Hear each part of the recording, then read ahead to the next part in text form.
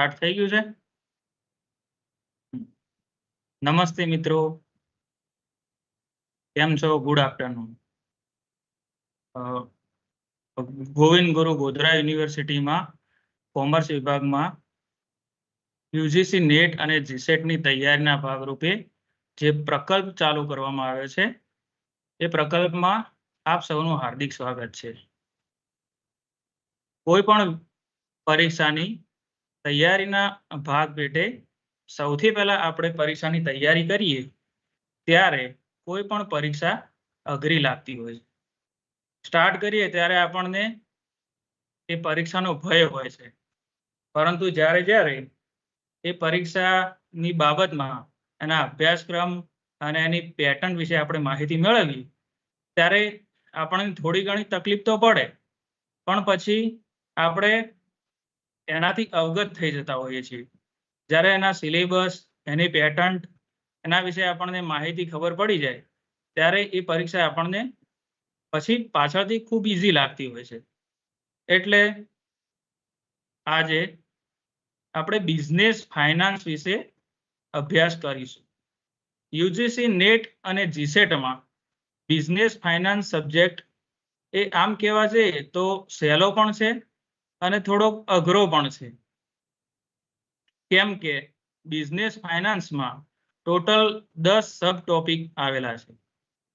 આપણી જે પેપર 2ની જે એક્ઝામ છે, પેપર 2 કોમર્સમાં જે પૂછાય છે એ ટોટલ 10 સબ્જેક્ટ છે. એમાંનો એક બિઝનેસ ફાઇનાન્સ પણ સબ્જેક્ટ આવેલો છે અને એ બિઝનેસ ફાઇનાન્સ સબ્જેક્ટમાં આપણે 10 સબ ટોપિક ભણવાના રહેતા હોય છે. જેમાં આપણે જોઈએ તો સ્કોપ અને source of finance, lease financing, cost of capital and time value of money, જેને TVM પણ કહીએ છીએ આપણે, capital structure, capital budgeting decision, conventional and scientific technique of capital budgeting analysis, working capital management, dividend decision, એની theories અને એની policies, risk અને return analysis, assets securitization, international monetary system, foreign exchange market, exchange rate risk and hedging technique, international financial market and instruments, euro currency, GDR અને ADR, international arbitrage અને multinational capital budgeting. આ આપણો business ફાઇનાન્સનો syllabus થઈ ગયો મિત્રો. હવે આ syllabus તમે જોશો અને જૂના ઓલ્ડ પેપર તમે યુજીસી નેટ અથવા જીસેટના તમે રિફર કરશો છેલ્લા 4-5 વર્ષના, તો તમે એમાં એક વસ્તુ માર્ક કરશો કે આ 10 ટોપિકમાંથી કેટલાક એવા ટોપિક હોય છે કે જેમાંથી વારંવાર યુજીસી નેટ અને જીસેટ પ્રશ્નો પૂછતી હોય છે અને એ પ્રશ્નોના જવાબ આપણે સારી રીતે આપી શકીએ એ માટે એવા ટોપિક નો અભ્યાસ કરવો જરૂરી છે અને એનું રિવિઝન કરવું પણ એટલું જ અગત્યનું છે.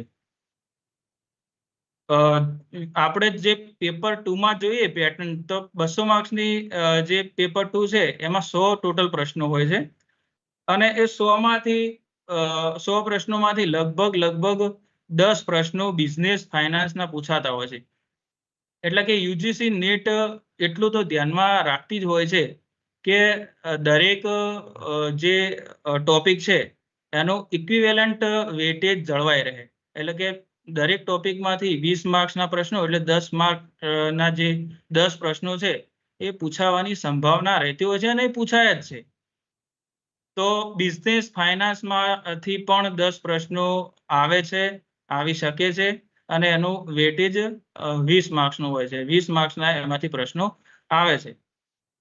તો મિત્રો આપણે જોઈએ કે બિઝનેસ ફાઇનાન્સમાં આપણે કેવા પ્રશ્નો ફેસ કરવાના હોય છે. યુજીસી નેટમાં આપણે બિઝનેસ ફાઇનાન્સમાંથી કેવા પ્રકારના પ્રશ્નો પૂછાય અને એને કેવી રીતે આપણે ફેસ કરવાના હોય એના વિશે આગળ આપણે માહિતી મેળવીશું.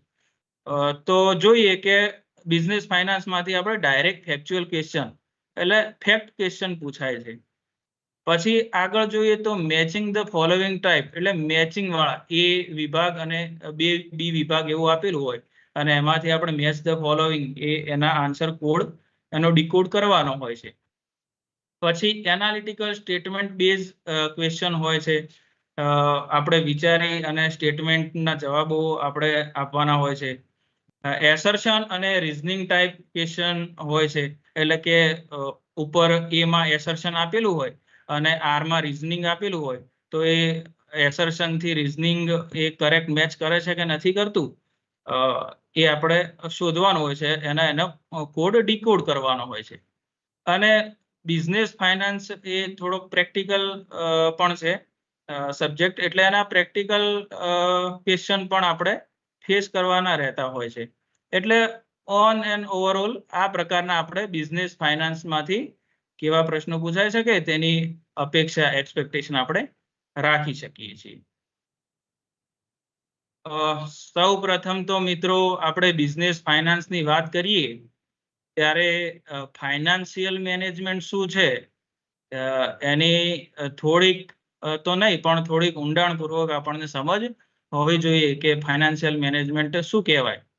તો ફાઇનાન્શિયલ મેનેજમેન્ટ એટલે પ્લાનિંગ છે, organising, directing and controlling and financial activities such as procurement and utilisation of funds of the enterprise. એટલે આપણે જે ફાઇનાન્શિયલ મેનેજમેન્ટ, આપણે કંપનીનું જે ફાઇનાન્સનું મેનેજમેન્ટ કરતા હોય છે ફાઇનાન્શિયલ મેનેજર, એ બે બાબતોનું હંમેશા ધ્યાન રાખતા હોય છે. જેમ કે પ્રોક્યોરમેન્ટ ઓફ ફંડ એટલે કે કયા કયા સોર્સમાંથી આપણને ફંડ અવેલેબલ થશે એનું ધ્યાન રાખતા હોય છે. અને એ જે ફાઇનાન્સ મેનેજર હોય છે એ હંમેશા ધ્યાન રાખતા હોય છે કે એવા સોર્સમાંથી આપણે ફંડ અવેલ કરીએ કે જેની કોસ્ટ છે એ મિનિમાઇઝ આવે. એટલે one objective is to minimise cost. This is the objective of source of fund. અને જે પ્રોક્યોરમેન્ટ ઓફ ફંડ છે એ બે રીતે ફાઇનાન્સ મેનેજર અવેલ કરી શકે છે. એક તો લોંગ ટર્મ સોર્સ હોય છે અને શોર્ટ ટર્મ સોર્સ હોય છે. લોંગ ટર્મ સોર્સમાંથી ફાઇનાન્સ મેનેજરે જો ફંડ અવેલ કરવું હોય તો એની જોડે બે ઓપ્શન છે. એક ઓન ફંડ એટલે કે ઇક્વિટી ફંડ છે એ, અને બીજું છે રિટેન અર્નિંગ, એમાંથી એ પૈસા રેઝ કરી શકે છે. અને બીજી બાજુ લોન ફંડ છે, જેમ કે ડેટ એટલે લોંગ ટર્મ લોન છે, ડિબેન્ચર છે, ફાઇનાન્શિયલ ઇન્સ્ટિટ્યૂટની પાસેથી આપણે લોંગ ટર્મ લોન લઈએ છીએ, બેંક પાસેથી લોંગ ટર્મ લોન લઈએ છીએ, એ લોન ફંડ ની કેટેગરીમાં આવે છે. અને આ લોંગ ટર્મ સોર્સ જે છે એના ઉપરથી કંપનીએ કેપિટલ સ્ટ્રક્ચરના ડિસિઝન લેવાના હોય છે, જે આગળ ઉપર આપણે જોઈશું મિત્રો, કે લોંગ ટર્મ સોર્સ ક્યાંથી ઊભા કરવામાં આવે અને એમાં કેપિટલ સ્ટ્રક્ચરમાં એનું શું મહત્વ હોય છે, અને કેપિટલ સ્ટ્રક્ચર બનાવતી વખતે કેવા કેપિટલ સ્ટ્રક્ચરની કંપનીના વેલ્યુ ઉપર કેવી અસર થાય છે એ આપણે આગળ ઉપર જોશું. બીજું છે શોર્ટ ટર્મ સોર્સ. જે શોર્ટ ટર્મ સોર્સ ફંડ ત્યાંથી આપણે રેઝ કરીએ છીએ કરંટ લાયબિલિટી, જેમ કે ક્રેડિટર્સ પાસેથી આપણને શું મળે, તો ક્રેડિટર્સ પાસેથી આપણને ટ્રેડ ક્રેડિટ એટલે કે આપણને છૂટછાટ મળતી હોય.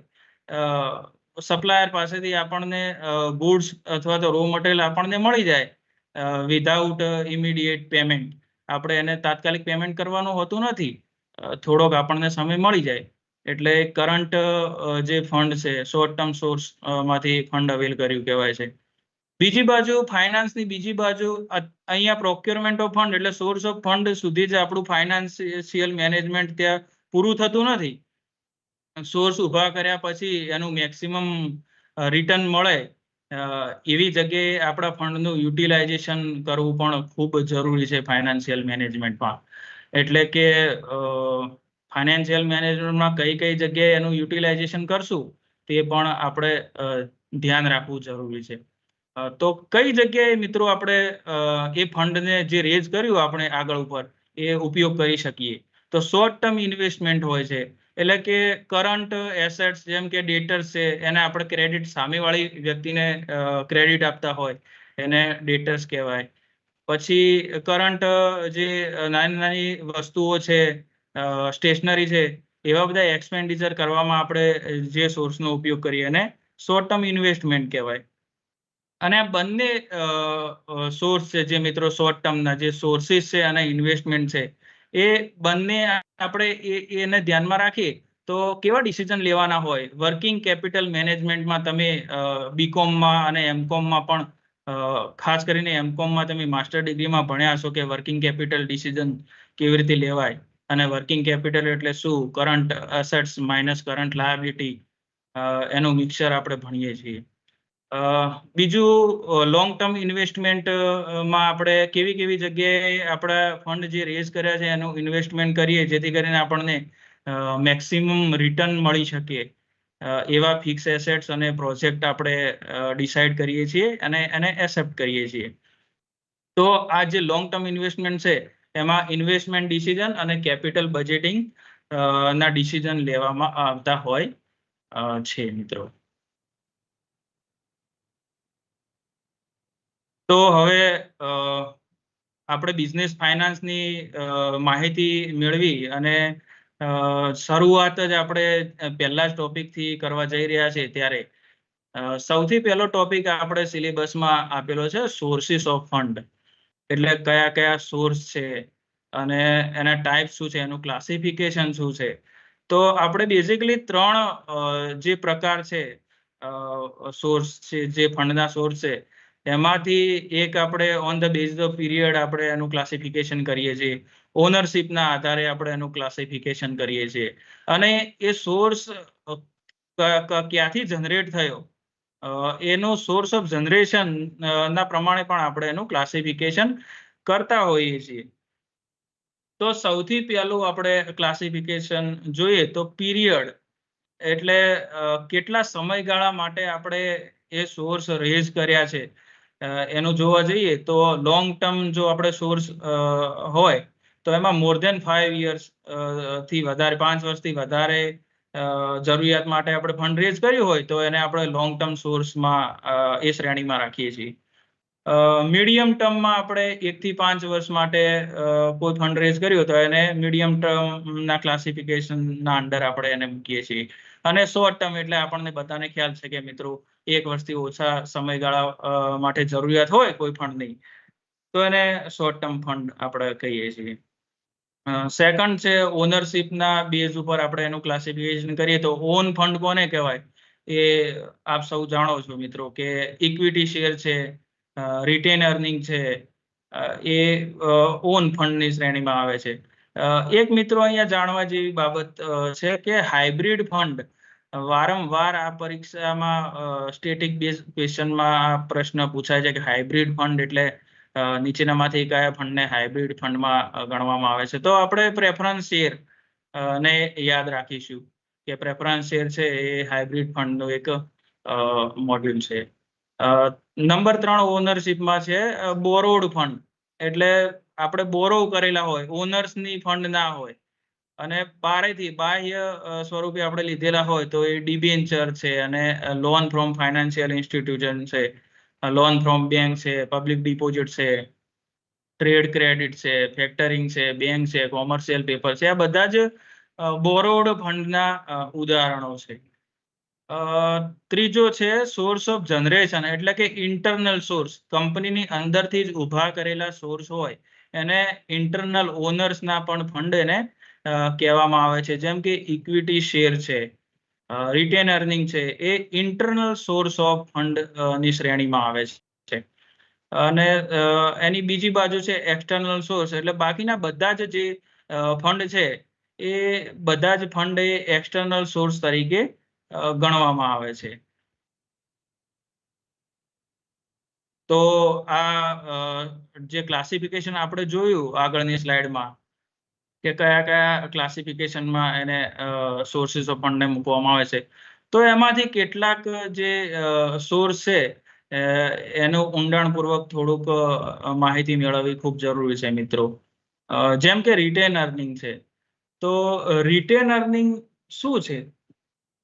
Written earning is the part of earning of profit that is not distributed to the shareholder as dividend. એટલે કે કંપનીએ કોઈ નફો વર્ષે કમાવેલો હોય અને એ નફામાંથી કંપનીએ ડિવિડન્ડ આપવું જરૂરી છે, તો એ ડિવિડન્ડ આપ્યા પછી કંપની પાસે નફો જે બાકી બચતો હોય છે એને આપણે રિટેન અર્નિંગ કહીએ છીએ, અને ગુજરાતીમાં એને જાળવી રાખેલો નફો કહેવામાં આવે છે.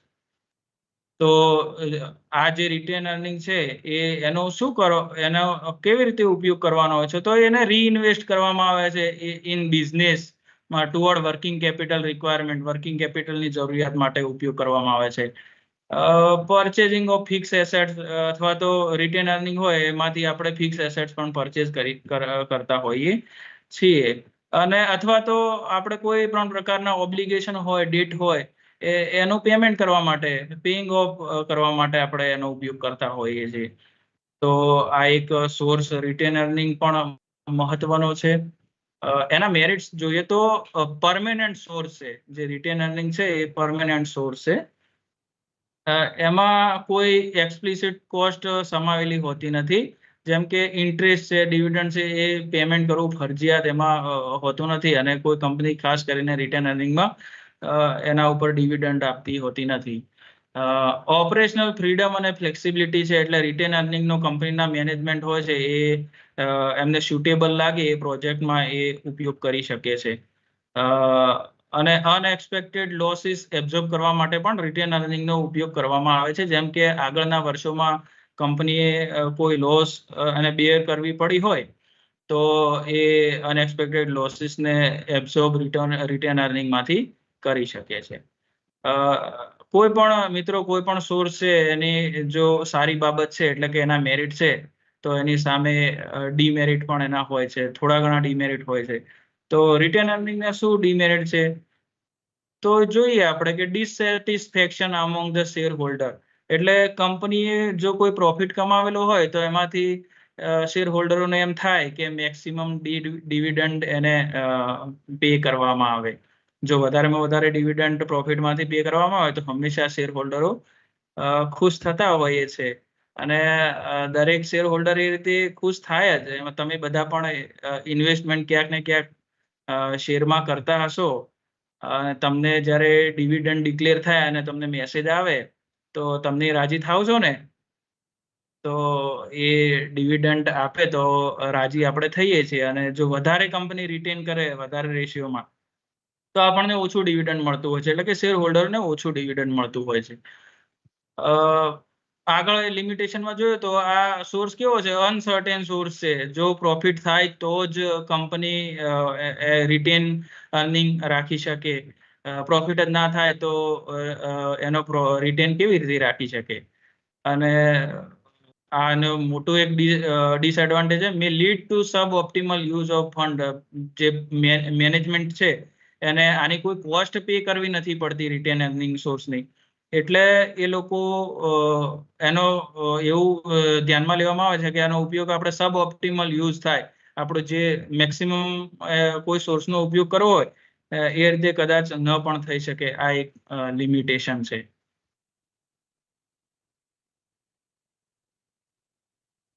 સેકન્ડમાં આપણે સોર્સમાં જોશું ટ્રેડ ક્રેડિટ. મિત્રો, આ સ્લાઇડો જે બનાવી છે મેં, એ દરેક સ્લાઇડમાંથી યુજીસી નેટ અને જીસેટમાંથી ક્યાંક ને ક્યાંક સ્ટેટમેન્ટ બેઝ ક્વેશ્ચન કાં તો ફેક્ચ્યુઅલ ક્વેશ્ચન આ પૂછાયેલા છે, અને એના ઉપરથી જ મેં જૂના પેપરોના ધ્યાનમાં રાખીને જ આ સ્લાઇડો મેં તૈયાર કરેલી છે.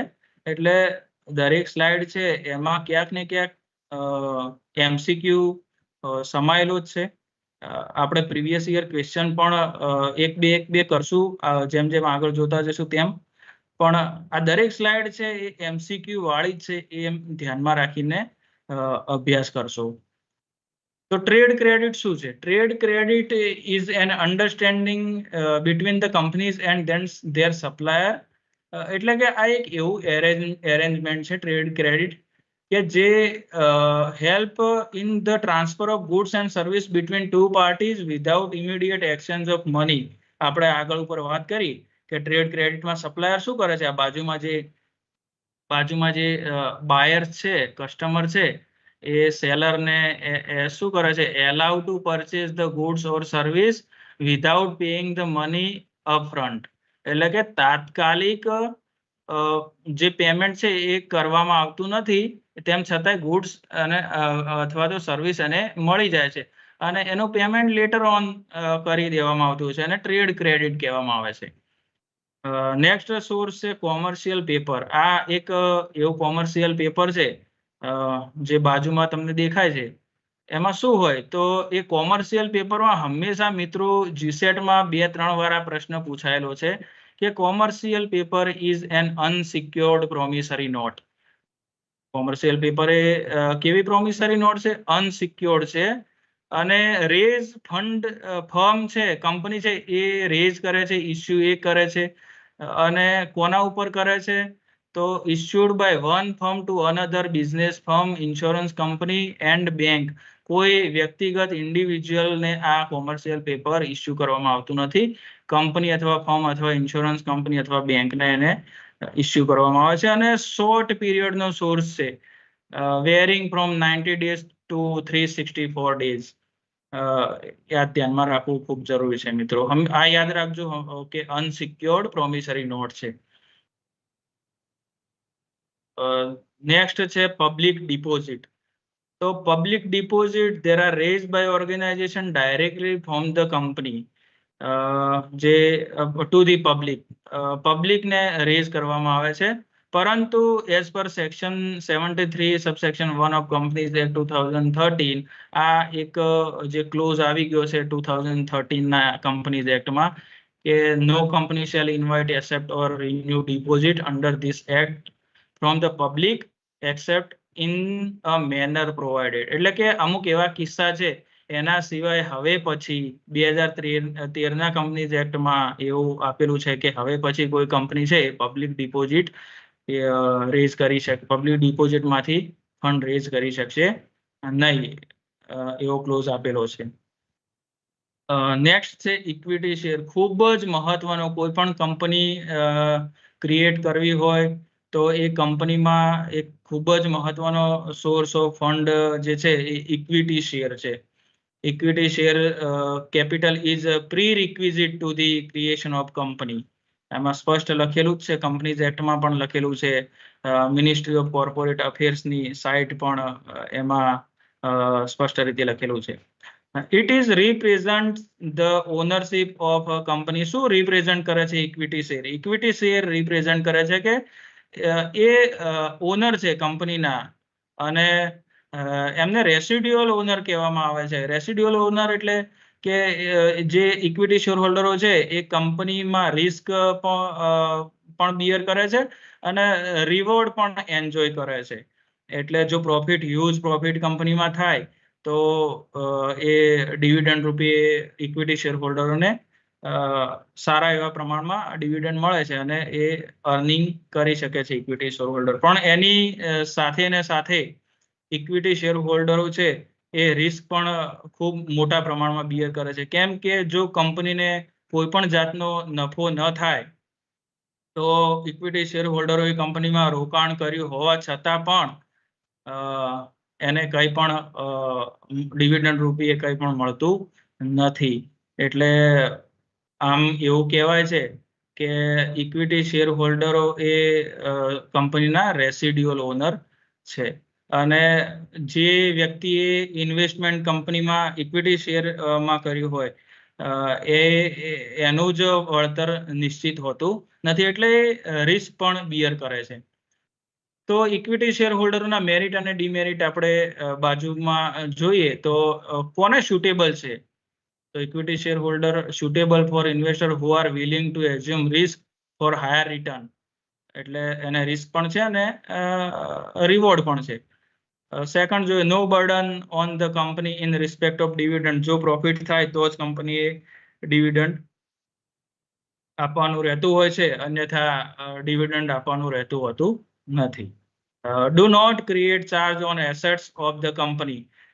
કંપની ઉપર કંપનીની કોઈ પણ એસેટ્સ ઉપર કોઈ પણ જાતનો ચાર્જ ક્રિએટ કરતા નથી ઇક્વિટી શેર હોલ્ડરો, કારણ કે ઇક્વિટી શેર હોલ્ડરો ઓનર છે. જ્યારે તમે બીજી બાજુ ડિબેન્ચર તમે ઇસ્યુ કરો કંપનીમાં તો એ કંપનીની એસેટ્સ ઉપર ચાર્જ ક્રિએટ કરે છે. નેક્સ્ટ જોઈએ તો પરમાનન્ટ સોર્સ ઓફ કેપિટલ છે આ, અને repaid only at the time of લિક્વિડેશન.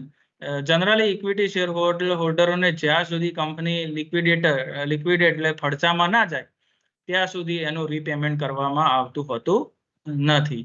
તો સાથે ને સાથે એના ડીમેરિટ્સ પણ છે. ડીમેરિટ્સમાં આપણે જોઈએ તો investor who want to steady income, કોઈ પણ શેર હોલ્ડર આપણે કોઈ પણ ઇક્વિટી શેરમાં રોકાણ કર્યું હોય તો આપણને સ્ટેડી ઇન્કમ સતત એક ધારી જેટલી આપણે નક્કી કરી હોય એટલી ને એટલી ઇન્કમ જો આપણે ચાહતા હોઈએ એ કંપનીમાં, તો આપણે ઇક્વિટી શેરમાં રોકાણ કરવું યોગ્ય નથી. ઇક્વિટી શેરમાં રોકાણ સ્ટેડી ઇન્કમ આપણને થતી નથી. Cost of equity share is generally higher than other source of fund. તો સામેની બાજુ કંપનીને પણ ઇક્વિટી જેટલા ઇસ્યુ કર્યા હોય ઇક્વિટી શેર, તો એની કોસ્ટ કંપનીને પણ જનરલી બીજા બધા જે સોર્સિસ ઓફ ફંડ છે એના કરતા વધારે લાગતી હોય છે. Issue of additional equity share dilute the voting power and earning of existing equity shareholders. માની લો મિત્રો કે કોઈ પણ કંપની, આપણે જસ્ટ ઉદાહરણ લઈએ તો રિલાયન્સ કંપની છે, તો રિલાયન્સ કંપનીના જેટલા ઇક્વિટી શેર હોલ્ડર અત્યારે ઇક્વિટી શેર જેટલા ઇસ્યુ કરેલા છે અને સેકન્ડરી માર્કેટમાં ફરી પાછા આઈપીઓ રિલાયન્સ નો આવે અને નવા ઇક્વિટી શેર ઇસ્યુ કરે રિલાયન્સ કંપની, તો આપણને ખ્યાલ છે કે ઇક્વિટી શેર છે એનું પ્રમાણ વધવાનું, એનો બેઝ વધવાનો, ઇક્વિટી શેર હોલ્ડરોની સંખ્યા વધવાની. તો જે વોટિંગ પાવર હતો, જે એક શેરે આપણને વોટિંગ પાવર હતો, એ હવે નવા શેર આઈપીઓ બહાર પડ્યા પછી, લિસ્ટિંગ થયા પછી આપણને એટલું ને એટલું વેટેજ મળવાનું નથી. વોટિંગ પાવર આપણો ઘટવાનો છે. અને સાથે ને સાથે અર્નિંગ છે એ એક્ઝિસ્ટિંગ શેર હોલ્ડરોના ભાગે જેટલું ડિવિડન્ડ આવતું હતું એટલું ડિવાઈડ હવે વધારે શેર હોલ્ડરો વચ્ચે થશે પ્રોફિટ, એટલે ડિવિડન્ડ અર્નિંગ પણ ઘટવાનું છે એક્ઝિસ્ટિંગ શેર હોલ્ડરોનું. More formalities and procedure require. એટલે તમે જોશો કે ઇક્વિટી શેર કોઈ પણ કંપની બહાર પાડે તો એ ઇક્વિટી શેર બહાર પાડવાની પ્રોસિજર અને એની ફોર્માલિટીઝ બહુ લાંબી હોય છે. એની એપ્રુવલ લેવાનું હોય છે, સેબીનું એપ્રુવલ લેવાનું હોય છે. સેબી એપ્રુવલ આપે એટલે પછી એનું રોડ શો કરવાનો હોય છે. પછી બેંકોને એને રાખવાની હોય છે કે જેથી કરીને બેંકો જો ઓછામાં ઓછું ભરણું ના ભરાય તો બેંકો રહેતી હોય છે એની સાથે. એ બાબત અહીંયા ડીમેરિટમાં આવે છે. આગળની સ્લાઇડમાં યુજીસી નેટમાં જે પ્રીવિયસ યર ક્વેશ્ચન જે પૂછાયેલા હતા એની આપણે મિત્રો ચર્ચા કરીશું. જો તમને આમાં આ ક્વેશ્ચનમાં ખબર પડે અને જો એનો આન્સર તમે આપી શકતા હોય તો તમે નીચે આપી શકો છો, લખી શકો છો. Question number 1, participating preference share are those which participate in the શેમાં participating preference share નું શેમાં participate હોય છે? General meeting of the company, voting, see profit over and above their fixed dividend, કે મેનેજમેન્ટ ઓફ કંપની શેમાં એનો participate હોય છે? એનો આન્સર આપી શકો તો તમે આપી શકો છો મિત્રો.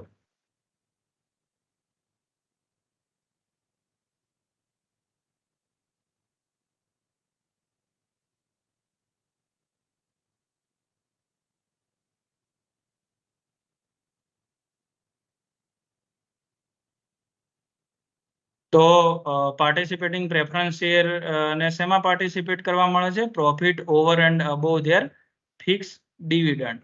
આ એનો કરેક્ટ આન્સર છે કે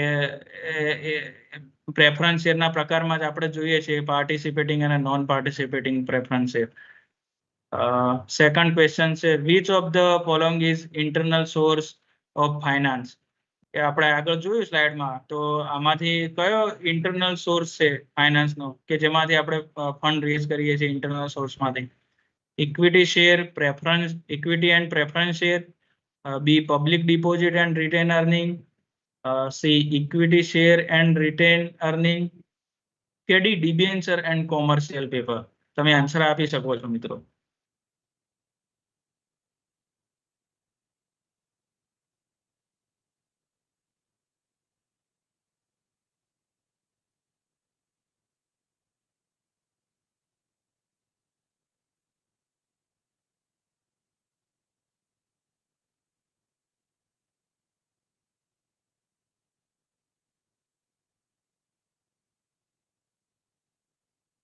તો ઇન્ટરનલ સોર્સ જે છે એ કયા છે? તો સી જે એનો કરેક્ટ આન્સર છે, ઇક્વિટી શેર અને રિટેન અર્નિંગ એ એનો કરેક્ટ આન્સર છે.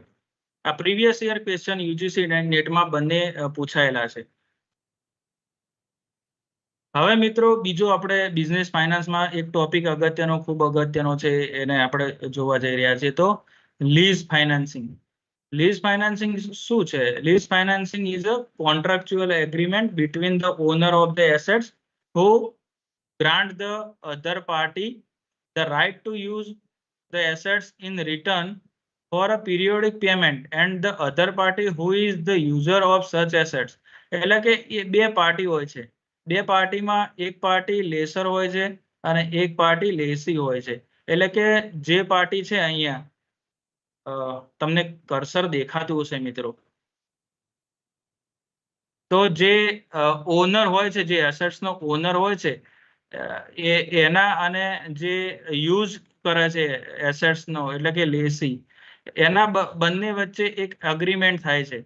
અને એ અગ્રીમેન્ટમાં કેવું હોય છે? લેસર હોય છે એ ઓનર ઓફ ધ એસેટ્સ હોય છે અને એસેટ્સને યુઝ કરવા માટે લેસીને આપે છે ફોર અ પીરિયોડિક પેમેન્ટ. એટલે કે લેસી છે એ લેસરને પીરિયોડિક પેમેન્ટ આપે છે અને લેસર છે એ લેસીને એસેટ્સ યુઝ કરવા માટે આપે છે. અને એ જે પીરિયોડિક પેમેન્ટ છે એને લીઝ રેન્ટલ કહેવામાં આવે છે. આ એકવાર એમસીક્યુમાં પૂછાયેલો છે પ્રશ્ન કે એને શું કહેવામાં આવે છે? નોન એઝ, તો એને લીઝ રેન્ટલ કહેવામાં આવે છે. આ વસ્તુ ધ્યાનમાં રાખજો. પરંતુ આ લેસી છે એને કોન્ટ્રાક્ચ્યુઅલ જે એગ્રીમેન્ટ થયું હોય છે એ એગ્રીમેન્ટ પૂરું થાય ત્યારે જે એસેટ્સ હોય છે એ લેસરને પાછી આપવાની રહેતી હોય છે. બરાબર છે મિત્રો? Lessee is given the right to use the assets but the ownership lies with the lessor. એટલે કે એ પીરિયોડિક પેમેન્ટ તો કરે છે પણ હંમેશા, અને એસેટ્સ પણ લેસીની પાસે હોય છે, પરંતુ એને એ એસેટ્સની ઓનરશિપ ભલે ને લેસી પાસે હોય, એસેટ્સ હમણાં યુઝ કરતા હોય તો પણ એની ઓનરશિપ લેસર જોડે જ હોય છે. અને at the end of the lease contract the assets is return to the lessor. અને એસેટ છે એ લેસી છે એ એસેટ્સને આપણે રિટર્ન કરતી હોય છે લેસરને. આ ડિફરન્સ લીઝ ફાઇનાન્સ છે, લીઝ ફાઇનાન્સિંગ, એનો આ ડિફરન્સ જે છે, ફાઇનાન્સિયલ લીઝ કોને કહેવાય અને ઓપરેટિંગ લીઝ કોને કહેવાય, આ બંનેમાંથી જીસેટમાં લગભગ 2-3 વખત દર વખતે કોન્સ્ટન્ટલી જીસેટ લેવડાય એમાંથી આ પ્રશ્ન પૂછાયેલો જોવા મળ્યો હતો મને. ઓપરેટિંગ લીઝ એ શું છે? તો ઓપરેટિંગ લીઝ એ પ્રાઇમરી લીઝ પીરિયડ છે. એનો પ્રાઇમરી લીઝ પીરિયડ શોર્ટ હોય છે. The lessor would not be able to realize full cost of equipment and other incidental charges during the lease period. એટલે operating lease એ ખૂબ ટૂંકા ગાળાની agreement હોય છે અને એ ટૂંકા ગાળામાં જે લેસર હોય છે, જે એસેટ્સનો ખરેખર જે માલિક હોય છે, એ એસેટ્સની જે ફૂલ કોસ્ટ, એસેટ્સ પરચેઝ કરીને જે ખર્ચ કર્યો એની ટોટલ કોસ્ટ છે એ આ ઓપરેટિંગ લીઝના એરેન્જમેન્ટમાં લેસી જોડેથી વસૂલ કરી શકતો હોતો નથી, કારણ કે આનો એગ્રીમેન્ટ બહુ શોર્ટ હોય છે. Beside the cost of equipment, lessor also bear insurance, maintenance and repair cost at extra. એટલે કે લેસર જ છે એ જ રિપેર એન્ડ મેન્ટેનન્સ કોસ્ટ છે, જે ઇન્સ્યોરન્સ જે છે, મેન્ટેનન્સ કોસ્ટ છે, એ બધું જ બિયર કોણ કરતું હોય છે? લેસરની જ પોતાની જવાબદારી હોય છે. એમાં લેસીની કોઈ જવાબદારી રહેતી હોતી નથી. Option to the lessor lessee બંનેને ઓપ્શન એવો હોય છે કે to terminate the lease contract after due notice. બંને જોડે એવી સત્તાઓ ઓપ્શન છે કે લેસી પણ કોન્ટ્રાક્ટ કેન્સલ કરી શકે છે, લેસર પણ કોન્ટ્રાક્ટ કરી શકે છે, પણ આફ્ટર ડ્યુ નોટિસ અને નોટિસ આપવી જરૂરી છે. કોના માટે ઓપરેટિંગ લીઝ સુટેબલ છે? તો assets is subject to rapid obsolescence and require for immediate use. એટલે કે એવી એસેટ્સ હોય કે જેમાં એમાં સતત ચેન્જીસ આવતા રહેતા હોય છે અને એમાં અપડેટેશન આવતા રહેતા હોય છે. તો એવા જે એસેટ્સ છે એમાં ઓપરેટિંગ લીઝ એ લેસી માટે ફાયદાકારક રહેતી હોય છે. જેમ કે કોમ્પ્યુટર છે, એમાં સતત અપડેટ આવતા હોય છે, એટલે એવામાં ઓપરેટિંગ લીઝ વધારે યોગ્ય છે. બીજી બાજુ આપણે ફાઇનાન્સિયલ લીઝ જોઈએ તો એનું ઓપરેટિંગ લીઝનું બહુ જ ઓપોઝિટ પાસું છે કે ફાઇનાન્સિયલ લીઝ છે લોંગ ટર્મ એગ્રીમેન્ટ અથવા તો એરેન્જમેન્ટ છે which is irrevocable during the primary lease period. એટલે કે એ લીઝ પીરિયડ નક્કી કરવામાં આવે હોય મિત્રો, એ લીઝ પીરિયડમાં એને કેન્સલ કરી શકાતું નથી અને ઇરરિવોકેબલ ડિસિઝન કોન્ટ્રાક્ટ હોય છે. Almost full economic life of the lease asset is covered. એટલે એમાં આખી લાઈફ છે એસેટ્સની. ધારો કે કોઈ એસેટ છે એની લાઈફ 10 વર્ષની છે, તો એ 10 વર્ષ લગભગ એમાં આ ફાઇનાન્સિયલ લીઝમાં સમાવેશ થઈ જતો હોય છે. અને લેસર માટે બેનિફિટ છે કે is assured to realize all cost of assets, administrative expenses and profit by way of lease rent. એ લીઝ રેન્ટ લેસી પાસેથી જે લીઝ રેન્ટ મળતું હોય છે લેસરને, એમાં એને એસેટ્સની પૂરેપૂરી કોસ્ટ પણ આવી જતી હોય છે, એડમિનિસ્ટ્રેટિવ જે એક્સપેન્સ થયો હોય છે એ પણ થતો હોય છે, અને એ લીઝ રેન્ટથી પ્રોફિટ પણ એ મેળવી લેતો હોય છે. ફાઇનાન્શિયલ લીઝમાં આવું એરેન્જમેન્ટ હોય છે મિત્રો. Transferring almost all the risk and reward to the lassi accept legal title. એટલે જુઓ મિત્રો, ઓપરેટિંગ લીઝ હોય કે ફાઇનાન્શિયલ લીઝ હોય, લેસીને ક્યારેય જે લીઝ એગ્રીમેન્ટ હોય છે એમાં એને ટાઇટલ ટ્રાન્સફર થતું નથી. ટાઇટલ તો હંમેશા લેસર પાસે રહેશે. પણ બીજા બધા જે રિસ્ક છે અને રિવોર્ડ છે એ ફાઇનાન્શિયલ લીઝમાં લેસી પાસે ટ્રાન્સફર થાય છે, જ્યારે ઓપરેટિંગ લીઝમાં રિસ્ક અને રિવોર્ડ બધા લેસર પાસે હોય છે.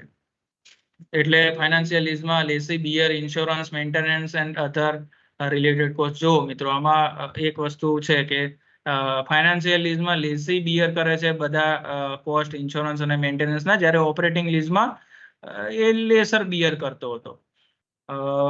પછી છેલ્લે છે close end arrangement with no option to lessee to terminate the contract. એટલે કે એકવાર આ કોન્ટ્રાક્ટ ફાઇનાન્શિયલ લીઝનો કોન્ટ્રાક્ટ થઈ જાય તો એ ક્લોઝ એન્ડ એરેન્જમેન્ટ હોય છે. એટલે કે લેસી જોડે એવો ઓપ્શન રહેતો હોતો નથી કે એ કોન્ટ્રાક્ટને ટર્મિનેટ કરી શકે.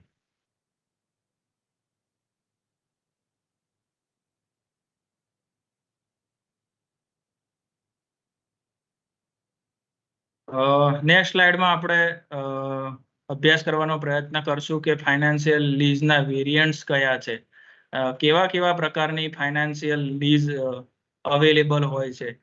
તો first one is lease with purchase option. એટલે કે લીઝમાં કોઈ એસેટ્સ આપી હોય અને છેલ્લે બધા જ ઇન્સ્ટોલમેન્ટ પે થઈ જાય એટલે લેસર છે એ લેસીને એક ઓપ્શન આપતો હોય છે કે ભાઈ લેસી તું જે એસેટ્સ છે એને પરચેઝ કરી શકે છે, એમ એવો ઓપ્શન અવેલેબલ હોય છે. Second is lease with residual benefit. એટલે કે જે આ એગ્રીમેન્ટમાં છેલ્લે એસેટ્સ છે એ ડેપ્રિસિએટેડ થઈ અને જે એની એસેટ્સ હોય એનો જે એરેન્જમેન્ટ એગ્રીમેન્ટ પૂરો થઈ જાય એના પછી જે એસેટ્સની કિંમત ઊભી થાય વેચ્યા પછી, એમાંથી થોડા ઘણા જે બેનિફિટ છે એ લેસીને પણ આપવામાં આવતો હોય છે. એટલે એક આ વેરિયન્ટ મહત્વનું છે, લીઝ વિથ રેસિડ્યુઅલ બેનિફિટ. 3 છે લીવરેજ લીઝ. લીવરેજ લીઝમાં પણ લેસીને બેનિફિટ આપવામાં આવતો હોય છે. Second is cell and lease back lease.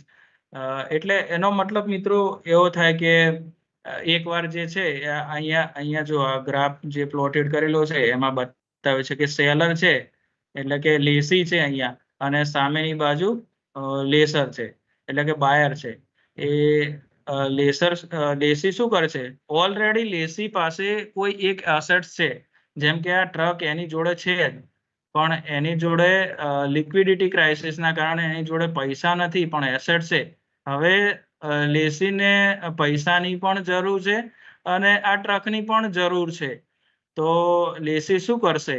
લેસીના જોડે એક આ વેરિયન્ટ અવેલેબલ છે કે એ લેસરને સૌ પ્રથમ તો એ ટ્રક સેલ કરી દેશે.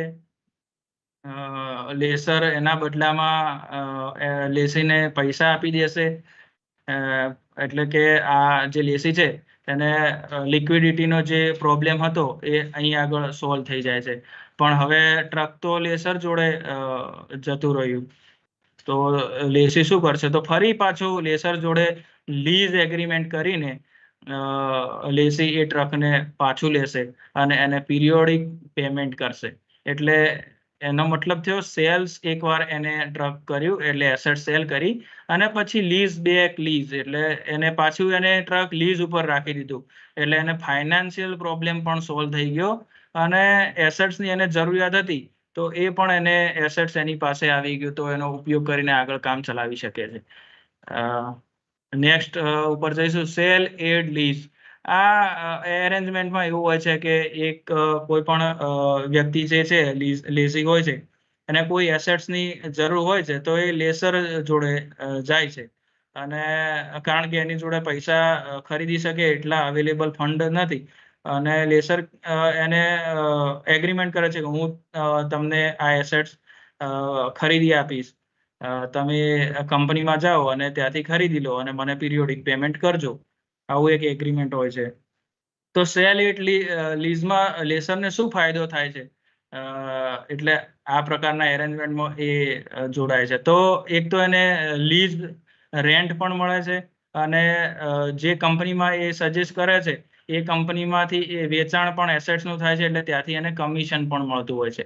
એટલે આ પ્રકારના એરેન્જમેન્ટને સેલ એડ લીઝ કહેવામાં આવે છે. અને છેલ્લો એક વેરિયન્ટ છે ક્રોસ બોર્ડર લીઝ.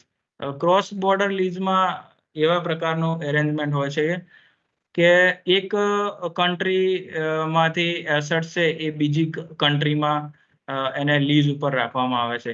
તો શું ફાયદો થાય મિત્રો? તો એક કંપનીમાં ડેપ્રિસિએશનનો લાભ મળતો હોય અને સામે એક બીજી કંપનીમાં ટેક્સનો બેનિફિટ મળતો હોય. તો આ બંને કન્ટ્રીમાં જે પ્રકારના બેનિફિટ મળતા હોય એ પ્રકારનું એરેન્જમેન્ટની ગોઠવણ કરીને એક કંપની બીજી કંપની આ રીતે આવા એરેન્જમેન્ટમાં પાર્ટિસિપેટ કરતી હોય છે અને એટલે જ આવા પ્રકારના એરેન્જમેન્ટને ડબલ ડીપ લીઝ કહેવામાં આવે છે. આટલા સુધી બધા મિત્રોને થોડો ખ્યાલ આવ્યો હશે.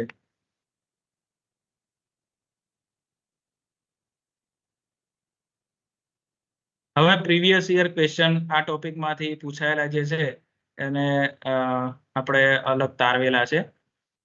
તો ક્વેશ્ચન જે છે, back arrangement is more suitable for a lease having કેવા લીઝ એગ્રીમેન્ટમાં સેલ અને લીઝ બેક એરેન્જમેન્ટ છે એ મોર સુટેબલ છે? તો number 1 is liquidity crisis, surplus fund, high profit and D is no profit no loss. આપણે આગળ હમણાં જ વાત કરી કે જે લેસી છે એને શોર્ટેજ ઓફ ફંડ હોય એટલે કે એને લિક્વિડિટી ક્રાઇસિસ હોય ત્યારે આવા એરેન્જમેન્ટમાં એ સામેલ થતા હોય છે.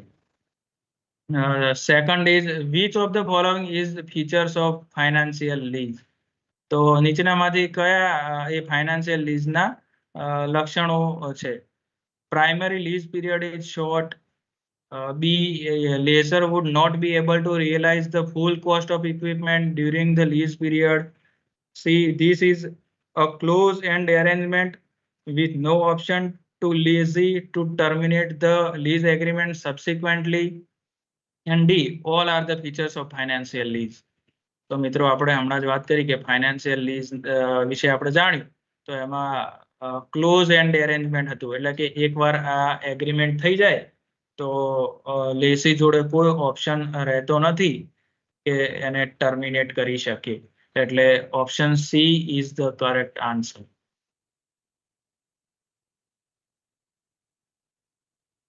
હવે મિત્રો આ ખૂબ અગત્યનો બિઝનેસ ફાઇનાન્સમાં ટોપિક છે એ આપણે ભણવા જઈ રહ્યા છીએ, જેનું નામ છે કોસ્ટ ઓફ કેપિટલ. એટલે આપણે જે ફંડ રેઝ કરીએ છીએ એની કોસ્ટ આપણે જે કંપની છે એમાં મેનેજમેન્ટે જાણવી ખૂબ જરૂરી છે. જે cost of capital may be defined as the rate of return the firm require from investment in order to increase the value of firm in the marketplace. એટલે જે ફંડ રેઝ કરવામાં આવે છે કંપનીમાં, એ ફંડની કોસ્ટ જાણ્યા વગર જો મેનેજમેન્ટ એ fund મેળવી લે અથવા તો એવા કોન્ટ્રાક્ટ કરી લે તો કંપનીએ ખાસું બધું નુકસાન ભોગવવું પડતું હોય છે. જેમ કે એ ફર્મની વેલ્યુ છે એ એની કેપિટલ એ જે કોસ્ટ રિટર્ન કરવાના હોય છે પૈસા એના ઉપર મોટા ભાગે નિર્ભર હોય છે.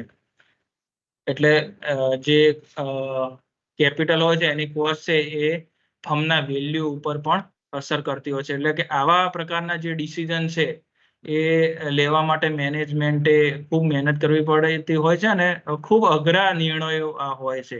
સૌથી પહેલા જ આપણે જોયું કે પ્રોક્યોરમેન્ટ ઓફ ફંડ, જે સોર્સ ઓફ ફંડમાં પ્રોક્યોરમેન્ટ ઓફ ફંડમાં પહેલી સ્લાઇડમાં આપણે જોયેલું હતું કે એમાં જે લોંગ ટર્મ સોર્સ હતા એમાં જે કેપિટલ ના ડિસિઝન લેવાના હોય છે એ આ બધા ડિસિઝન હોય છે. તો જે ક્લાસિફિકેશન છે કોસ્ટ ઓફ કેપિટલનું જે ક્લાસિફિકેશન કરવામાં આવ્યું છે, તો કેવા કેવા પ્રકારની કોસ્ટ એ કેપિટલમાં સમાવેલી હોય છે. તો એક તો હિસ્ટોરિકલ કોસ્ટ છે, સ્પેસિફિક કોસ્ટ છે, કમ્પોઝિટ કોસ્ટ છે જેને આપણે weightage average cost of capital પણ કહીએ છીએ, એક્સપ્લિસિટ કોસ્ટ છે, ઇમ્પ્લિસિટ કોસ્ટ છે જેને આપણે ગર્ભિત જે કોસ્ટ છે એ પણ કહીએ છીએ, એવરેજ કોસ્ટ છે, માર્જિનલ કોસ્ટ અને ઓપોર્ચ્યુનિટી કોસ્ટ. આ દરેક ટર્મિનોલોજી વિશે તમે જાણો છો મિત્રો. આપણે બીકોમ એમકોમમાં આ બધી ટર્મિનોલોજી વિશે આપણે અભ્યાસ કરેલો છે અને આના વિશે આપણે ક્યાંક ને ક્યાંક જાણીએ છીએ. Sources and its cost. Cost of debt, આપણે સોર્સ ડેટ છે, દેવા રૂપે આપણે ઉભા કરીએ છીએ પૈસા, એ કોસ્ટ ઓફ ડેટ કહેવાય છે. અને શેર્સ રૂપે આપણે શેર્સ બહાર પાડીને ફંડ રેઝ કરીએ છીએ, એની કોસ્ટ આપણે ડિસાઇડ કરવી તો cost of shares. Cost of retain earning, retain અર્નિંગની આપણે જોયું કે આમ કોઈ કોસ્ટ નથી, પણ જે ઇક્વિટી શેર હોલ્ડરોનો જે ભાગે નફો આવતો હોય છે એ જ નફામાંથી આપણે રિટેન કરેલું હોય છે. તો ઇક્વિટી શેર હોલ્ડરોની ક્યાંક ને ક્યાંક અપેક્ષા હોય છે કે રિટેન અર્નિંગમાંથી પણ આપણને કંઈક લાભ મળે, એટલે એની પણ આપણે કોસ્ટ જોતા હોઈએ છીએ. અને છેલ્લે બધા જ સોર્સ ભેગા કરી અને કંપનીએ વેટેજ એવરેજ કોસ્ટ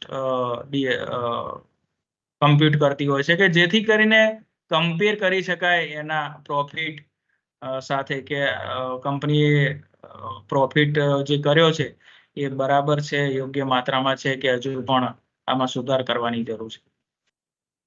તો કેવી રીતે કોસ્ટ ઓફ કેપિટલનું કોમ્પ્યુટેશન મેનેજમેન્ટ કરતી હોય છે અને ફાઇનાન્શિયલ મેનેજમેન્ટમાં એ શું હોય છે. તો બે મેથડ છે મિત્રો, ટ્રાયલ એન્ડ એરર મેથડ, કે જેમાં discount rate at which present value of inflow equals present value of outflow. એટલે ડિસ્કાઉન્ટિંગ રેટ નક્કી કરવામાં આવે છે અને એમાં પ્રેઝન્ટ વેલ્યુ ઇનફ્લો અને આઉટફ્લોની ઇક્વલ થાય તો એ પ્રમાણે આપણે કોસ્ટ ઓફ કેપિટલ નક્કી કરીએ છીએ અને એને ટ્રાયલ એન્ડ એરર મેથડ કહેવામાં આવે છે. Second one is shortcut method, જેમાં ડિફરન્ટ સોર્સ માટે ડિફરન્ટ ફોર્મ્યુલાનો આપણે ઉપયોગ કરીએ છીએ.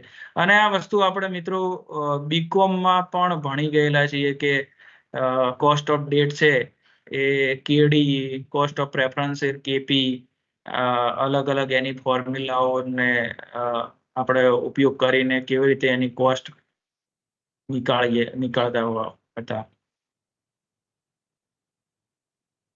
Next one is cost of date, એટલે કે હવે જે સોર્સ અને એની કોસ્ટ છે એ દરેક સોર્સના આપણે કેવી રીતે કોસ્ટ એની કાઢી શકીએ એ આપણે જરાક ફોર્મ્યુલા બી જોવાનો પ્રયત્ન કરીશું.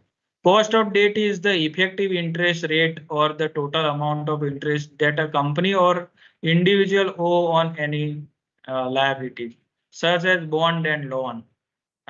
બોન્ડ અને લોન, ડિબેન્ચર, આ બધા ડેટના ઉદાહરણો છે મિત્રો.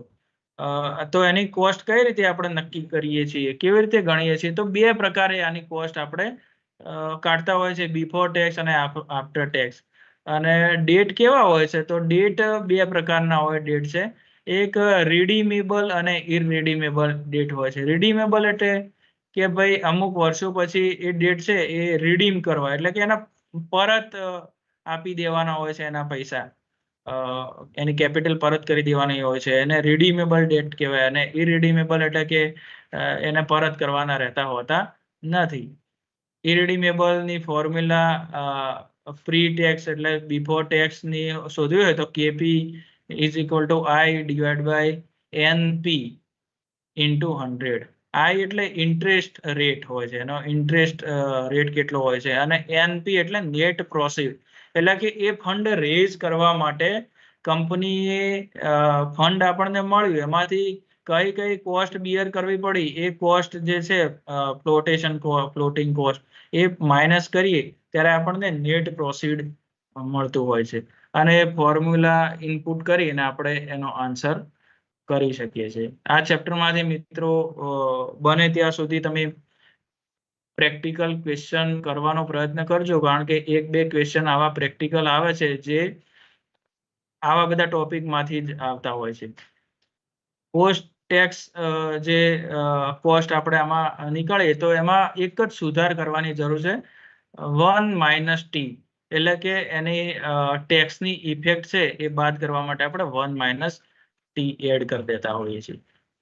કોસ્ટ ઓફ રિડીમેબલ ડેટ છે, એમાં આપણે પ્રી ટેક્સ કોસ્ટ છે એને કેપી તરીકે આઈ પ્લસ આરવી, આરવી એટલે redemption value, minus NP net profit divide by N number of year of redemption, એને આપણે ડિવાઇડેશનમાં રાખતા હોય છે. એ હોલ ડિવાઈડમાં RV plus NP divide by 2 into 100 કરતા હોય છે. આ ફોર્મ્યુલા પુટ કરીએ તો આપણને કોસ્ટ એની ડેટની કોસ્ટ આપણને મળતી હોય છે. અને પોસ્ટ ટેક્સમાં જોઈએ તો બસ એક જ વસ્તુ એડ કરવાની રહે છે, જે 1 - t, એટલે એની ટેક્સની ઇફેક્ટ છે એ નલિફાઈડ થઈ જાય છે.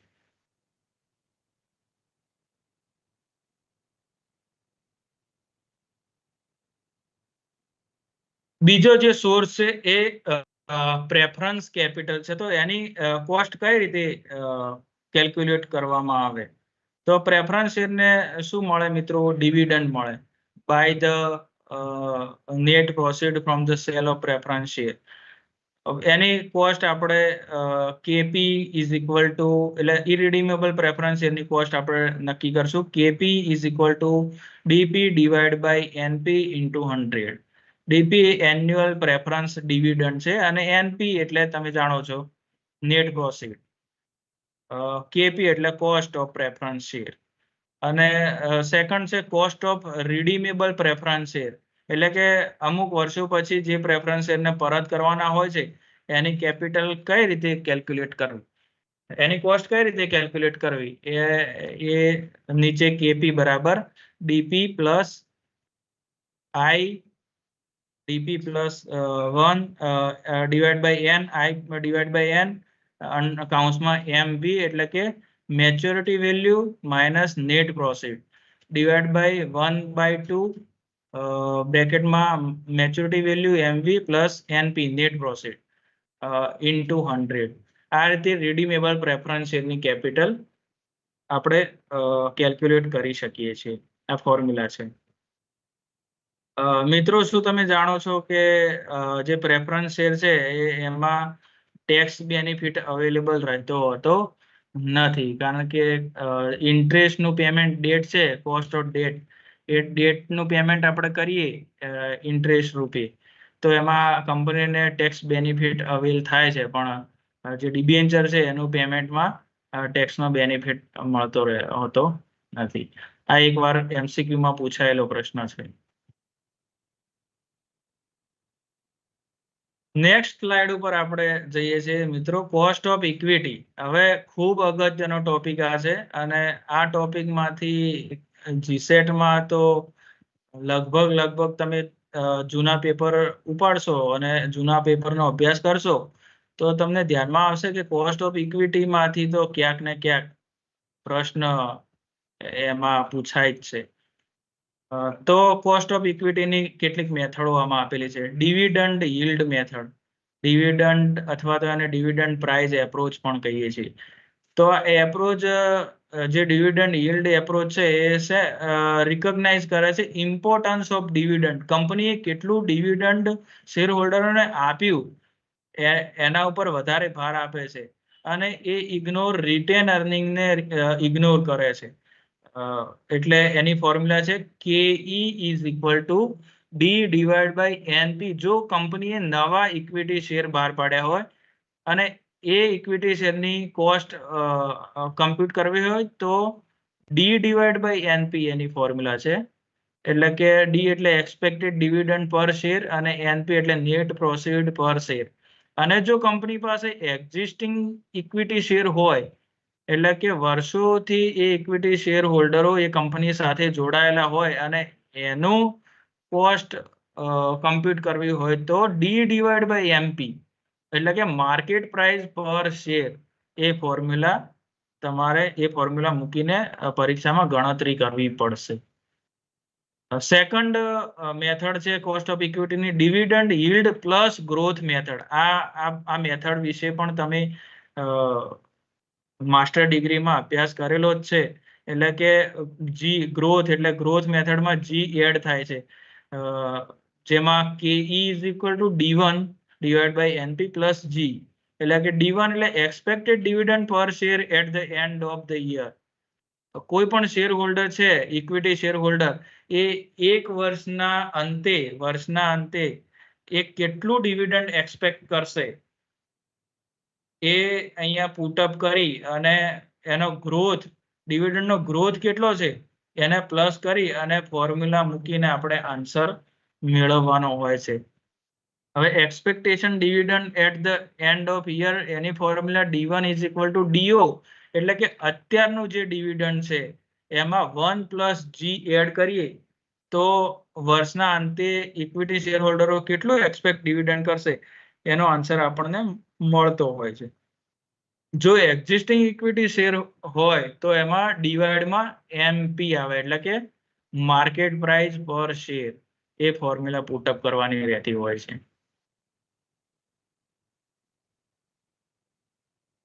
કોસ્ટ ઓફ ઇક્વિટીની બીજી એક ત્રીજી મેથડ છે અર્નિંગ યીલ્ડ મેથડ, જેમાં EPS ને કન્સિડર કરવામાં આવે છે. અર્નિંગ યીલ્ડ મેથડથી જ આ શબ્દથી જ તમે મિત્રો જાણી લેશો કે આમાં શું પુટઅપ કરશું તો આપણને એનો આન્સર આવી જશે. તો KE is equal to EPS divide by NP. હંમેશા યાદ રાખજો મિત્રો કે જો ન્યૂ ઇક્વિટી શેર હોય તો NP જ આવશે અને એક્ઝિસ્ટિંગ ઇક્વિટી શેર હોય તો MP એટલે માર્કેટ પ્રાઇસ જ આવશે. તો EPS ડિવાઇડ બાય NP અથવા જો એક્ઝિસ્ટિંગ શેર હોલ્ડર હોય તો NP એ ફોર્મ્યુલા પુટ કરીને answer you can get answer. Capital assets pricing model ખૂબ જ મહત્વની મેથડ છે. વારંવાર પરીક્ષામાં આ મેથડ પૂછાય છે મિત્રો. અને આમ મારા અનુભવે તો હું કહું તો કેપિટલ એસેટ્સ પ્રાઇસિંગ મોડલ ની મેથડ છે.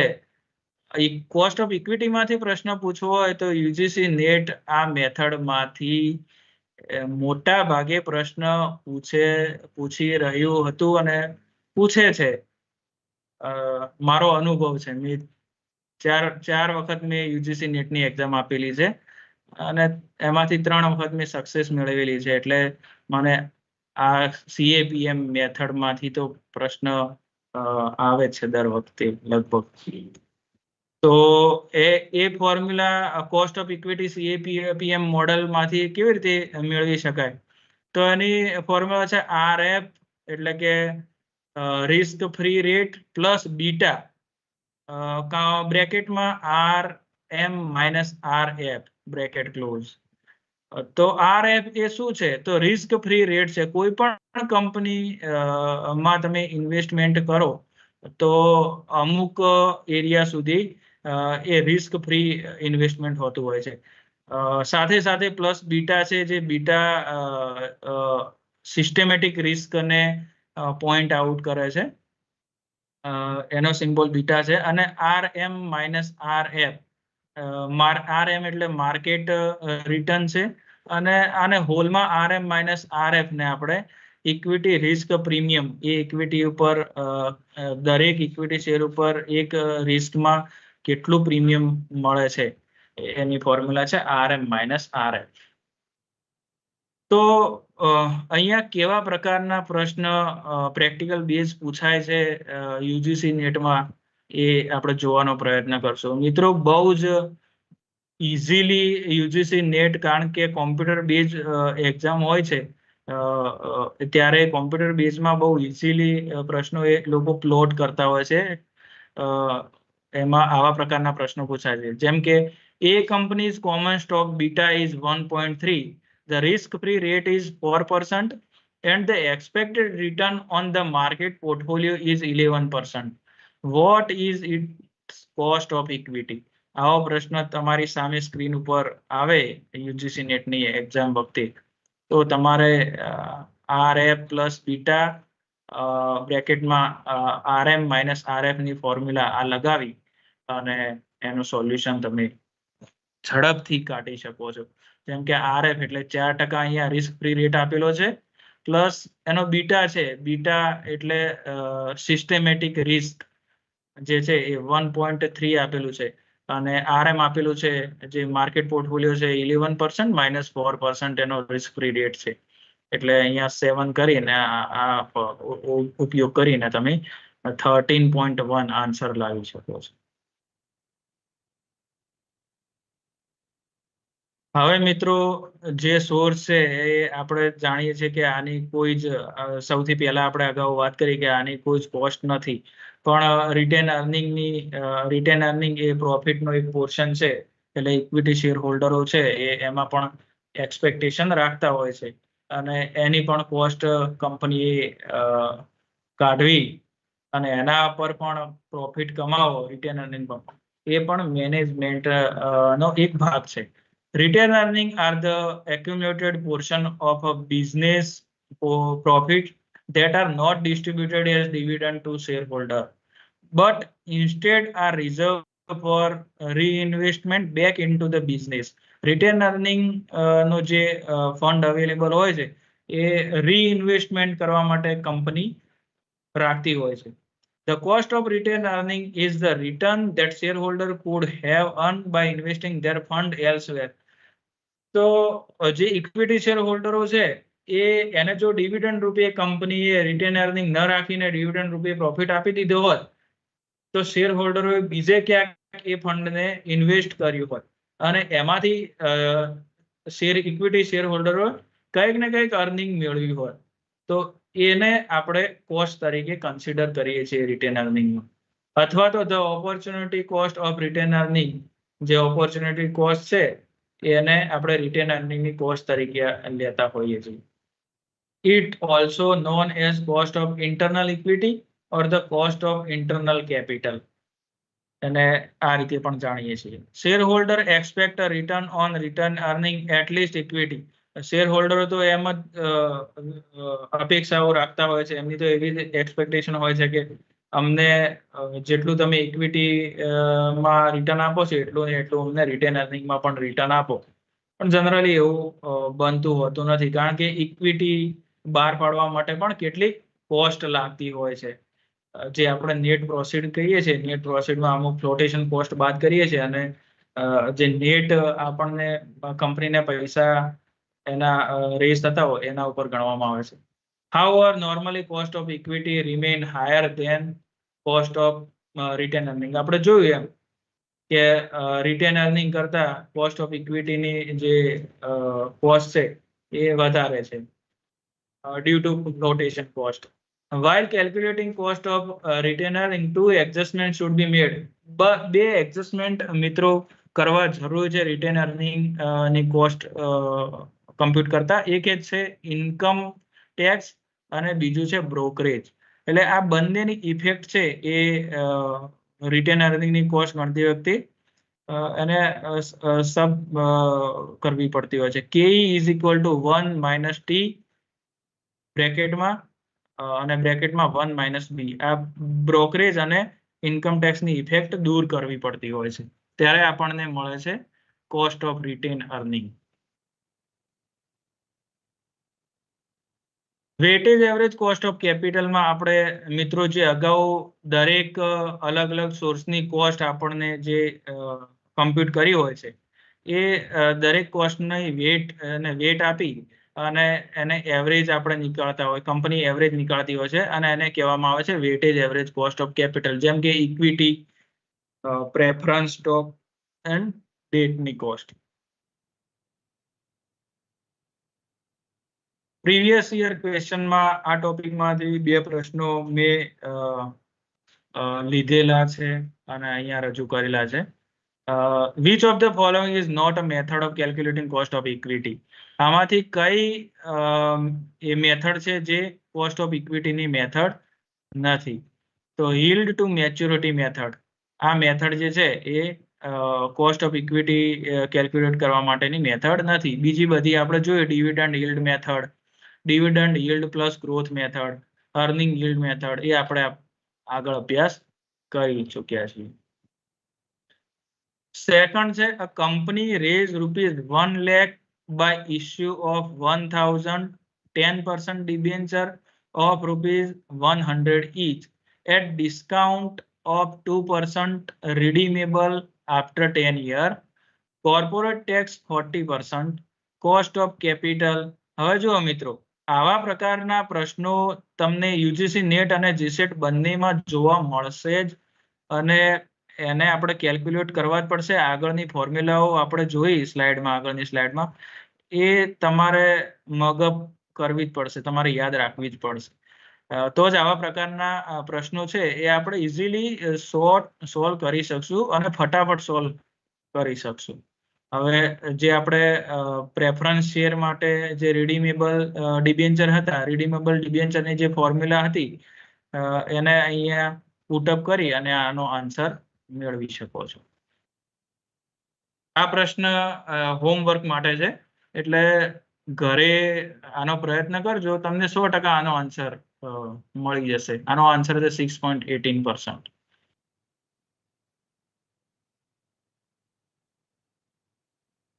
હવે મિત્રો એક ટોપિક છે ટાઈમ વેલ્યુ ઓફ મની. આ ટોપિક વિશે આપણે બીકોમ એમકોમમાં અભ્યાસક્રમમાં ક્યાંક ને ક્યાંક અમુક યુનિવર્સિટીમાં આવે છે, પણ આપણે ક્યાંક ને ક્યાંક આ ટોપિકને સ્કીપ કરતા હોઈએ છીએ. પણ યુજીસી ક્યારેય કોઈ ટોપિકને સ્કીપ કરતી નથી. એના સિલેબસમાં હોય, એના એરિયામાં હોય તો એ પ્રશ્ન પૂછી જ લે છે. એટલે આ ટોપિકને આપણે અહીંયા ઇન્ક્લુડ કર્યો છે અને પ્રશ્ન પૂછાયેલો છે એટલે મેં આ ટોપિકને થોડુંક વધારે ઇમ્પોર્ટન્સ આપ્યું છે. ટાઈમ વેલ્યુ ઓફ મની જે છે એને TVM પણ આપણે શોર્ટમાં કહીએ છીએ. જો આ TVM છે એ refers to the fact that there is normally a greater benefit to receiving a sum of money now rather than an identical sum later. કોઈ પણ માની લો મિત્રો કે 100 રૂપિયા છે, એ 100 રૂપિયાની આજની વેલ્યુ જે 100 રૂપિયા છે એ 1 વર્ષ પછી એ 100 રૂપિયાની વેલ્યુ 100 રૂપિયા નથી. ક્યાંક ને ક્યાંક એની વેલ્યુ ડાઉન થઈ જાય છે. એટલે કે આજે જે પૈસા આપણને મળ્યા છે એ મોર વેલ્યુએબલ છે દેન ગેટિંગ આફ્ટર 1 year. એટલે કે 1 વર્ષ પછી આપણને એટલા જ રૂપિયા જો મળવાના હોય તો આજે આપણે એ રૂપિયા લઈ લેવા વધુ યોગ્ય, વધુ હિતાવહ છે. બસ ટાઈમ વેલ્યુ ઓફ મની આના બેઝ ઉપર, આ કોન્સેપ્ટ આના બેઝ ઉપર છે. જો આ એક વ્યક્તિ છે એ આ બીજા વ્યક્તિ પાસે પૈસા માગે છે તો આ ઓફર કરે છે જો તારે આજે પૈસા જોતા હોય 1 bird in hand, એટલે જો આજે જોતા હોય તો તને એટલે કે 1 રૂપિયો આપીશ, પણ તું જયારે થોડાક સમય પછી માંગીશ તો તને 2 રૂપિયા આપીશ. એટલે આ ટાઈમ વેલ્યુ જે છે, મનીની ટાઈમ વેલ્યુ એ બતાવે છે અહીંયા. Why money has time value, કેમ પૈસાને ટાઈમ વેલ્યુ હોય છે? તો in an inflationary period a rupee today has higher purchasing power than a rupee in future. તો આજે જે પૈસા તમે આજે જે 100 રૂપિયાની વસ્તુ આવશે એ 1 વર્ષ પછી એટલા જ રૂપિયાની કોઈ એ જ વસ્તુ લેવા જશો તો એટલા જ જથ્થામાં આવશે નહીં. એટલે કે એનો પર્ચેસિંગ પાવર છે એ 1 વર્ષ પછી ઘટી જશે. Due to uncertainties in the future, current consumption is more preferred to future consumption. એટલે કોઈ પણ વ્યક્તિ છે એ કરંટ કન્ઝમ્પશન ને વધારે પ્રિફર કરે છે ફ્યુચર કન્ઝમ્પશન થી. કેમ કે ફ્યુચર એ હંમેશા અનસર્ટેન છે.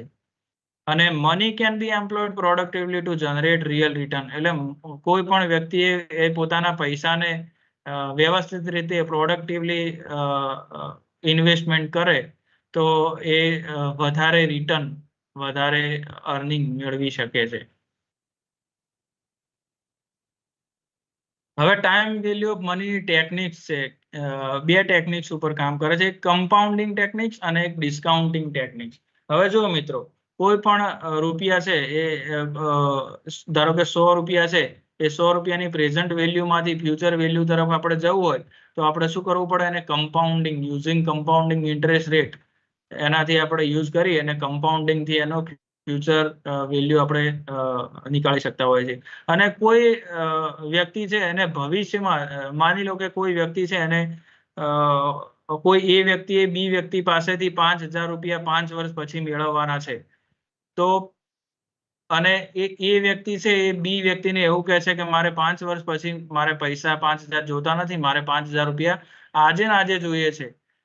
તો એ બી વ્યક્તિ છે એ આજે ને આજે એ વ્યક્તિને 5,000 રૂપિયા આપશે નહીં. કેમ કે એની જોડે ટાઈમ છે કે મને 5 વર્ષ પછી જે આપવાના છે એ આજે ને આજે એમને આપવાના થાય તો એ પૈસામાં શું કરશે?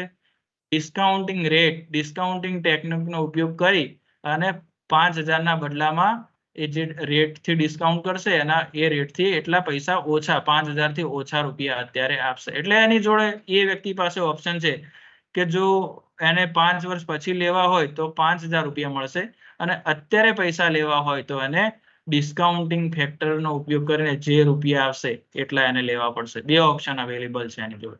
એટલે પ્રેઝન્ટ વેલ્યુમાંથી ફ્યુચર વેલ્યુ તરફ જવું હોય તો આપણે કમ્પાઉન્ડિંગ ટેકનિકનો ઉપયોગ કરીએ છીએ, અને ફ્યુચર વેલ્યુમાંથી પ્રેઝન્ટ વેલ્યુ તરફ આવવું હોય તો આપણે ડિસ્કાઉન્ટિંગ ટેકનિકનો ઉપયોગ કરીએ છીએ.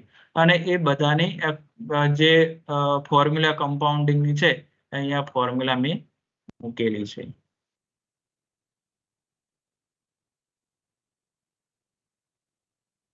હવે ટાઈમ વેલ્યુ ઓફ મનીમાં કમ્પાઉન્ડિંગ ફ્રીક્વન્સી એક અગત્યનો ટોપિક છે. કમ્પાઉન્ડિંગ ફ્રીક્વન્સી એટલે કે તમે કોઈ પણ રૂપિયા જે ઇન્વેસ્ટમેન્ટ કરેલું છે એને રેટ ઓફ ઇન્ટરેસ્ટમાં કેટલી ફ્રીક્વન્ટલીથી એનું કમ્પાઉન્ડિંગ થાય છે. તો મંથલી પણ હોય એની ફ્રીક્વન્સી, ક્વાર્ટરલી પણ હોય, એન્યુઅલી પણ હોય, અને કન્ટિન્યુઅસ ફ્રીક્વન્સી પણ હોય. એટલે કન્ટિન્યુઅસ કમ્પાઉન્ડિંગ ફ્રીક્વન્સી પણ હોય છે. તો કઈ બેટર આ ફ્રીક્વન્સી, કમ્પાઉન્ડિંગની ફ્રીક્વન્સી મંથલી બેટર છે, ક્વાર્ટરલી બેટર છે, એન્યુઅલી બેટર છે કે કન્ટિન્યુઅસ બેટર છે? તો જેટલું કમ્પાઉન્ડિંગ તમે ઇન્વેસ્ટમેન્ટ કરેલું હોય એમાં જેટલું કમ્પાઉન્ડિંગ તરત ઇમિડિયેટલી થાય એ ફ્રીક્વન્સી વધુમાં વધુ બેટર કહેવાય.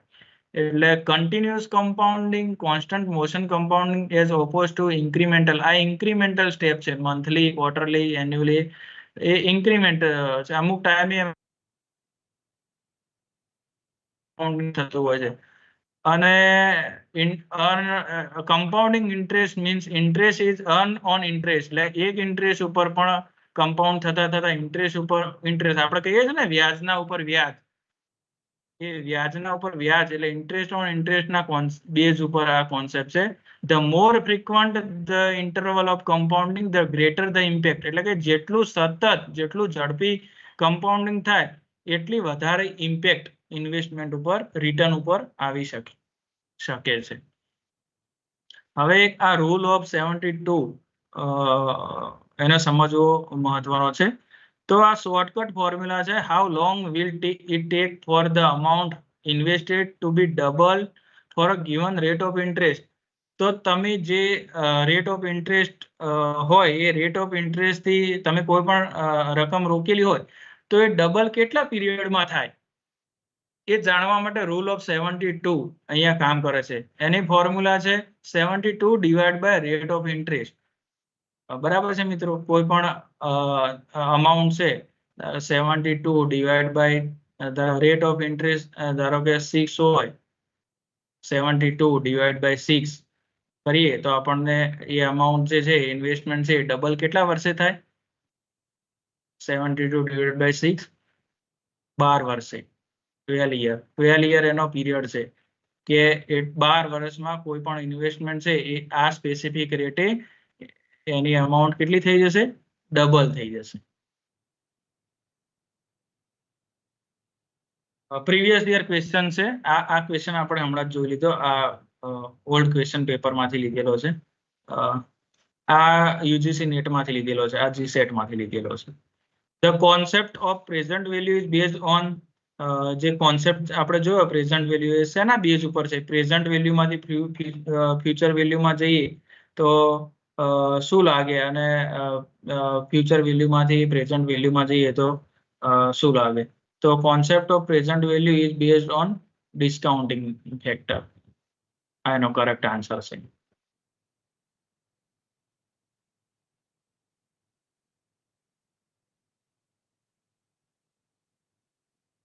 Next topic which is most important in UGC NET.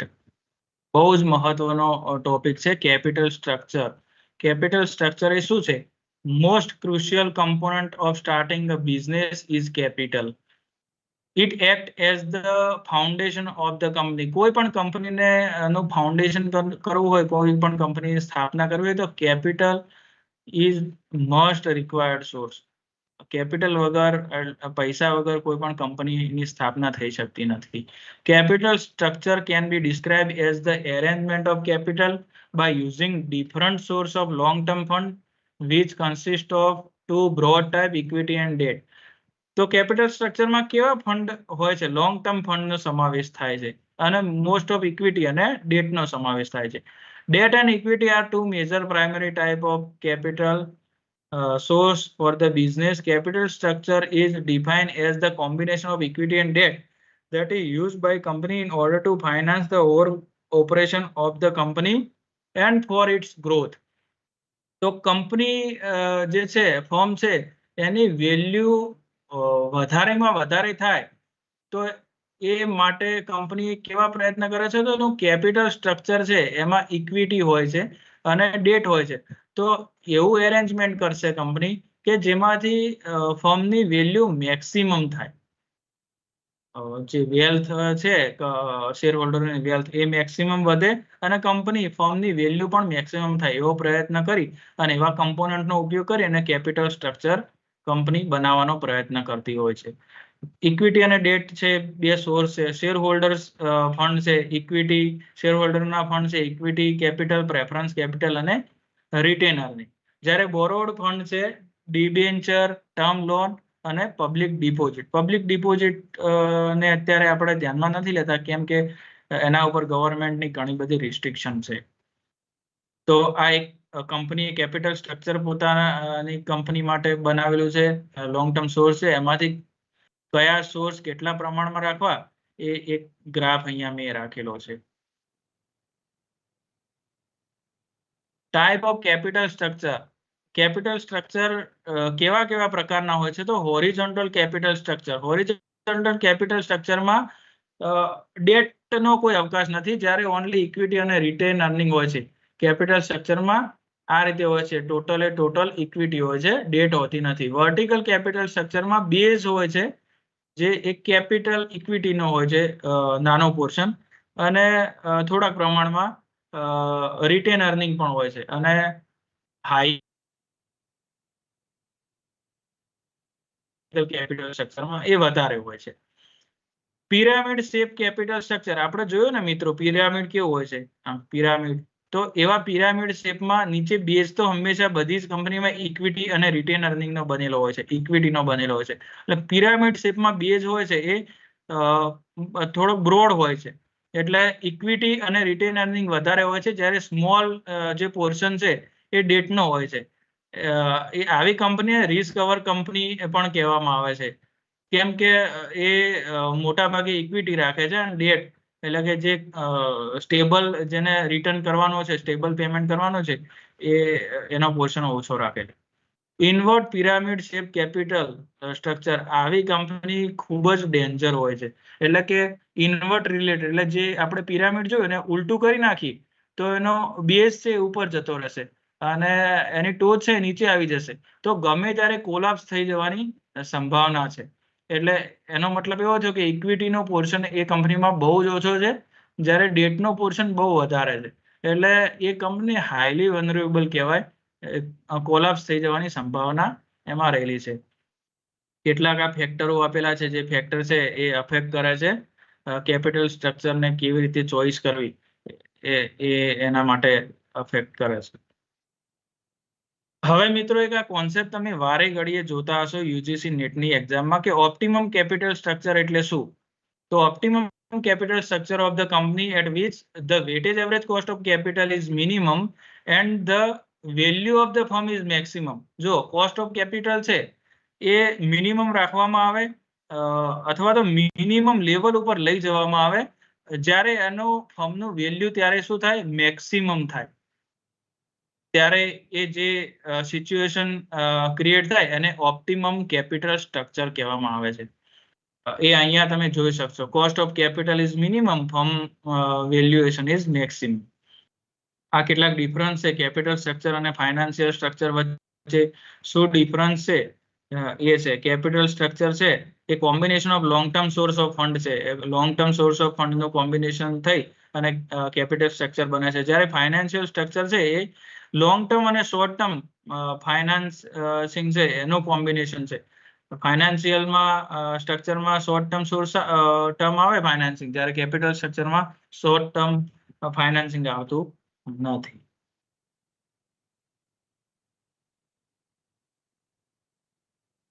Capital સ્ટ્રક્ચરની થિયરી છે, કેટલીક થિયરી આ કેપિટલ સ્ટ્રક્ચર છે એ કેટલાક બેઝ ઉપર આધાર છે.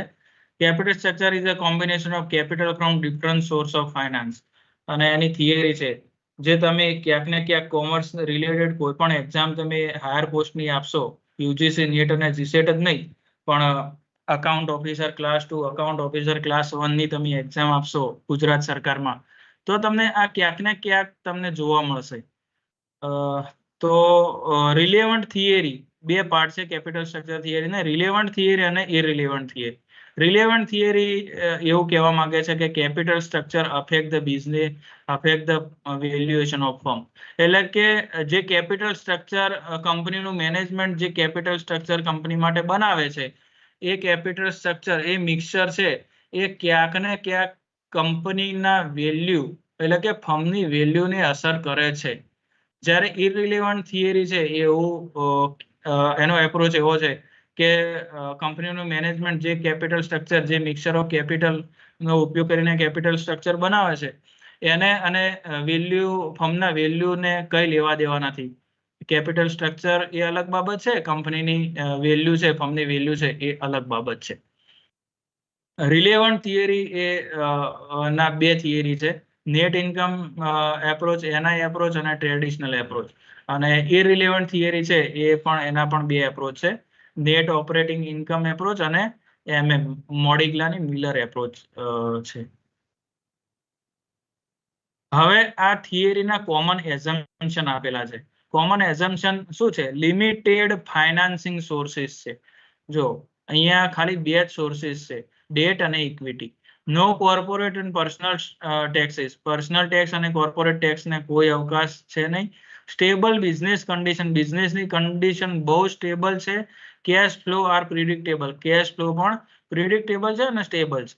EBIT divide by NOP, net operating profit, એ આપેલો છે અને કોન્સ્ટન્ટ છે. એમાં કોઈ ચેન્જીસને અવકાશ નથી. Fix assets and revenue, firms total assets and revenue are fix and do not change, એટલે સ્ટેબલ છે ફિક્સ એસેટ્સ અને રેવન્યુ. ફિક્સ ફાઇનાન્સિંગ એટલે firm finances is fix and does not change. Rational investor, investor બધા જ કેવા છે? Rational એટલે કે બુદ્ધિશાળી છે. જ્યાં વધારે બેનિફિટ થતો હશે ત્યાં ઇન્વેસ્ટર જે છે રોકાણકારો ત્યાં રોકાણ કરશે. કોન્સ્ટન્ટ બિઝનેસ રિસ્ક, બિઝનેસનું રિસ્ક પણ કેવું છે? કોન્સ્ટન્ટ છે over time. Retention ratio is nil, એનો મતલબ એ થાય મિત્રો કે કંપની છે એનો ટોટલ પ્રોફિટ છે એ ડિવિડન્ડ રૂપે વેચી દે છે, એટલે ડિવિડન્ડ રેશિયો 100% થાય. એનો મતલબ એ થાય કે રિટેન્શન રેશિયો નીલ છે. No transaction cost, capital structure can be altered without incurring transaction cost. એક કેપિટલ સ્ટ્રક્ચરમાંથી બીજું કેપિટલ સ્ટ્રક્ચર અલ્ટર કરવા જઈએ તો કોઈ ટ્રાન્ઝેક્શન કોસ્ટ લાગતો નથી, એ આનું એઝમ્પશન છે. ઇન્ડિપેન્ડન્ટ ડિસિઝન છે. કેવા ડિસિઝન છે? ઇન્ડિપેન્ડન્ટ ડિસિઝન છે. નેટ ઇન્કમ એપ્રોચ, આ પહેલી જ થિયરી આપણે જોવા જઈ રહ્યા છે. નેટ ઇન્કમ એપ્રોચ શું છે? તો એક તો રિલેવન્ટ થિયરી છે. એવું કહેવા માંગે છે કે મેનેજમેન્ટ છે એ કેપિટલ સ્ટ્રક્ચર, મિક્સચર ઓફ કેપિટલનો ઉપયોગ કરી અને મેનેજર જે મિક્સર બનાવે એ મિક્સર છે એ જે કંપનીની વેલ્યુ છે, ફર્મની વેલ્યુ છે એને અસર કરે છે. ડાયરેક્ટલી રિલેટેડ ટુ ઇટ્સ, જે કંપની વેલ્યુ છે is directly related to its capital structure. It's proposed that the company can increase its value by lowering its cost of capital. એટલે કોઈ પણ કંપની છે એ ફર્મની વેલ્યુ વધુમાં વધુ લઈ જઈ શકે છે જો એની કોસ્ટ છે એ મિનિમાઇઝ કરવામાં આવે. which can be done by increasing the amount of debt. Cost કેવી રીતે ડિક્રીઝ કરવામાં આવે? તો વધુમાં વધુ ડેટનો ઉપયોગ કરવામાં આવે કેપિટલ સ્ટ્રક્ચરમાં. અને આ થિયરી કોને સજેસ્ટ કરી છે?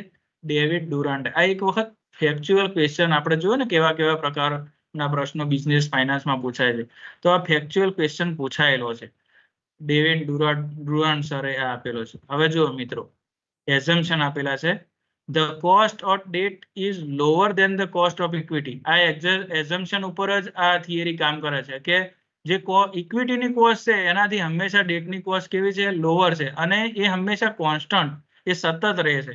એટલે કે KD, cost of debt is lower than less than K, અને KO decrease with the increase in leverage. એટલે કે જેમ જેમ ડેટનો ઉપયોગ કરવામાં આવે, અહીંયા જુઓ ગ્રાફમાં મિત્રો, કેપિટલ સ્ટ્રક્ચરમાં જેમ જેમ ડેટ કેડીનો વધારેમાં વધારે ઉપયોગ કરવામાં આવે એમ ઓવરઓલ કોસ્ટ છે જે કેઓ છે એ ડિક્રીઝ થતું જાય છે. જ્યારે કેઈ છે એ શું છે? કોન્સ્ટન્ટ છે. કેઈ છે હંમેશા કોન્સ્ટન્ટ રહે છે. એટલે કે ડેટ જેમ જેમ વધારે ઉપયોગ થશે એમ ઓવરઓલ કોસ્ટ જે છે, એવરેજ કોસ્ટ છે એ નીચે આવશે, જેથી કરી અને ફર્મની વેલ્યુ છે એ મેક્સિમમ થશે. ખ્યાલ આવે છે મિત્રો?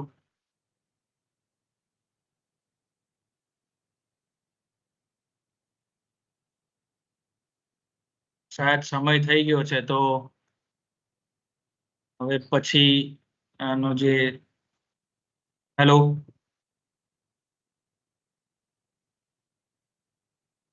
હેલો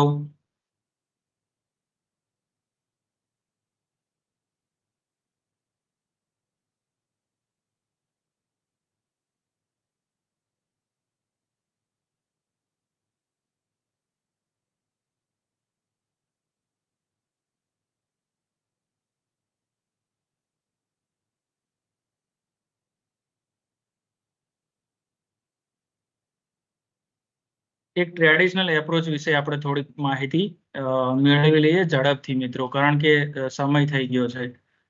ટ્રેડિશનલ એપ્રોચ છે એ propounded by Ezra Solomon and Fred વેસ્ટર્ને આપેલો છે.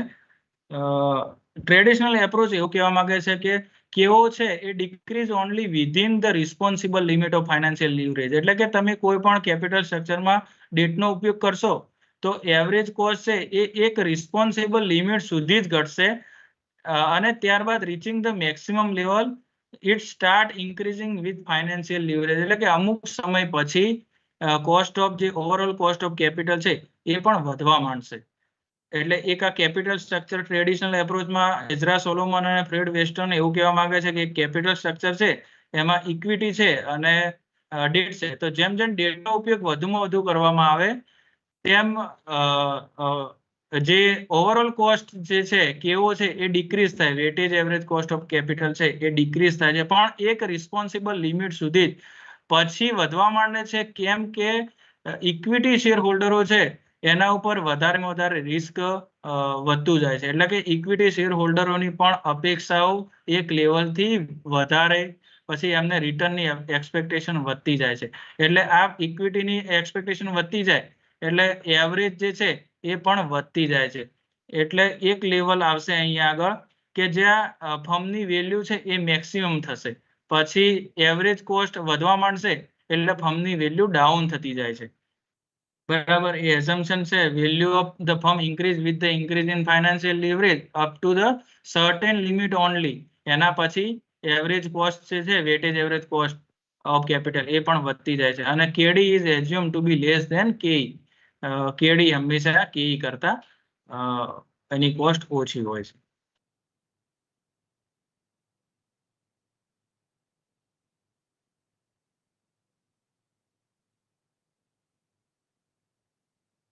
હેલો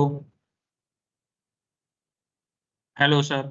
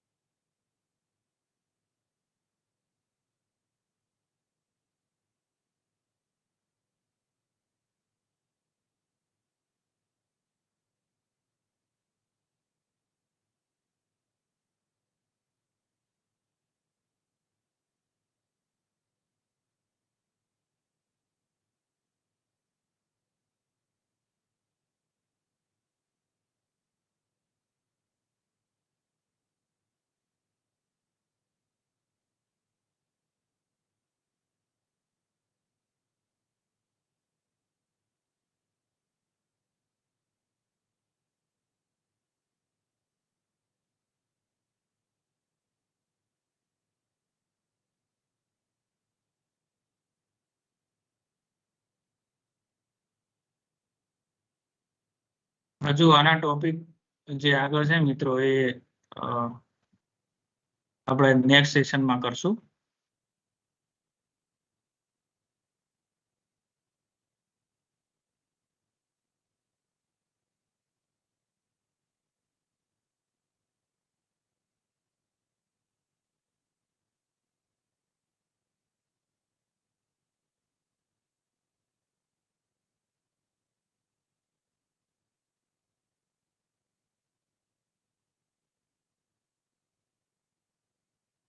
જી જી બોલીએ.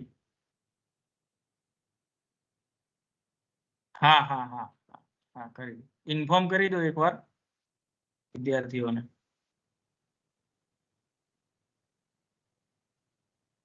હા તો વાંધો નહીં, વાંધો નહીં, વાંધો નહીં. તો મિત્રો, હા તો હું કહી દઉં છું, હું કહી દઉં છું, કહી દઉં છું.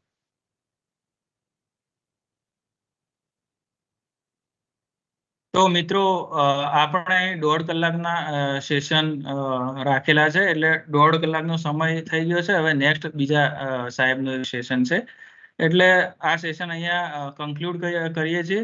અને જે ટોપિક બાકી છે એના માટે હવે આપણે નેક્સ્ટ સેશન લગભગ કાલે જ છે, તમને બધાને માહિતી મળી જશે. તો જેટલા સુધી અહીંયા પહોંચ્યા છીએ આપણે ટ્રેડિશનલ એપ્રોચ સુધી આપણે પહોંચ્યા છીએ, તો આગળના જે એપ્રોચ છે નેટ ઓપરેટિંગ ઇન્કમ એપ્રોચ, ત્યાંથી લગીને આગળના જેટલા જ ટોપિક છે એનો અભ્યાસ હવે આપણે લગભગ આવતીકાલે જ આપણે મળવાનું થશે અને એમાં આગળના ટોપિકનો અભ્યાસ કરશું. આપ સૌ આ સેશનમાં જોડાયા એ બદલ આપ સૌનો ખૂબ ખૂબ આભાર. નમસ્તે.